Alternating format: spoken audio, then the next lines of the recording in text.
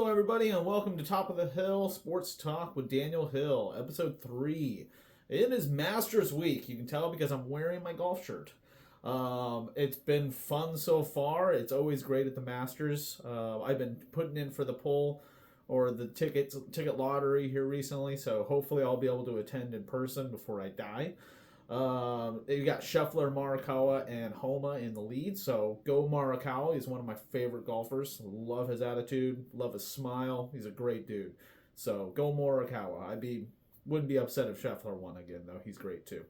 So yeah, go golf. I love golf. If you guys haven't actually played golf, go out and play. It's great for you. Great for the family. Great to just get out and experience the wildlife. So go golf.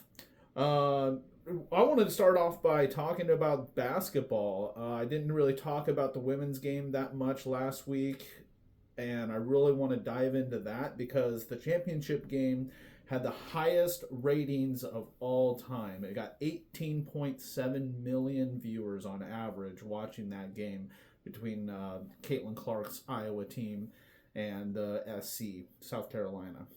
Unfortunately, South Carolina won. I was rooting for Iowa, but it was an amazing game to watch. And just in comparison, the highest rated NBA Finals game of all time was in 1998, Chicago Bulls versus the Utah Jazz, and that also got 18.7 million viewers.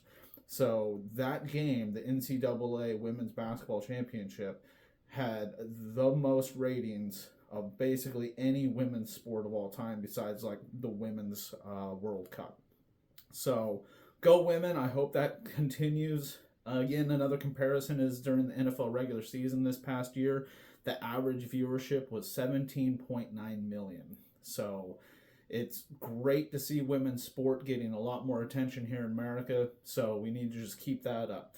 I'm hoping that it isn't the same type of thing that happened in the late 90s with Tony Hawk, because I attribute a lot of those viewership numbers to Caitlin Clark. And she's electric. She's a lot of fun to watch. She's boisterous, all that good stuff. But Tony Hawk in the late 90s was the biggest thing in sports. He took over the sports world with video games and his competing at the X Games. But he started to die off, or I should say the attention to skateboarding started to kind of die off after he stopped competing. But literally, I grew up in the 90s. Every single person wanted to skateboard. Everybody had a skateboard. Everybody was watching the X Games, and everybody had that damn video game. So I'm hoping that the momentum for the women's sports isn't like that. It can actually continue, and we'll keep watching women's sports because they're a lot of fun. It's electric. The audience that I went and saw at the Moda Center was amazing. So we just need to keep that going. There's a lot of young players coming up in college basketball right now, Juju Watkins and players like that. So we really need to just support our women and go to those games because they're a lot of fun. Keep giving them their viewer numbers, and yeah, it's going to be a lot of fun, I think, going forward. Hopefully, again, my comparison to Tony Hawk isn't true, and they can keep on doing what they're doing.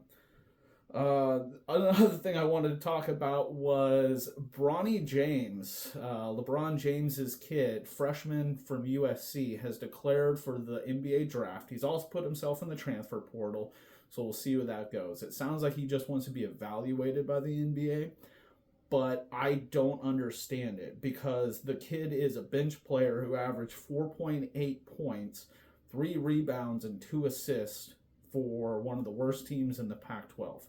So I do not see his thought process of going to the NBA unless LeBron can leverage his power at Los Angeles to get him a second-round pick or something like that.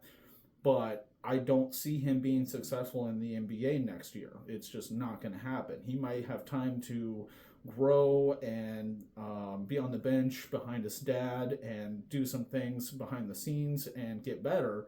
But I do not understand the concept.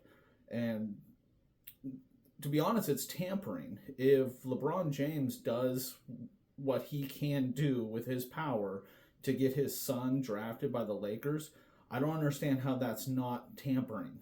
You shouldn't be able to do that.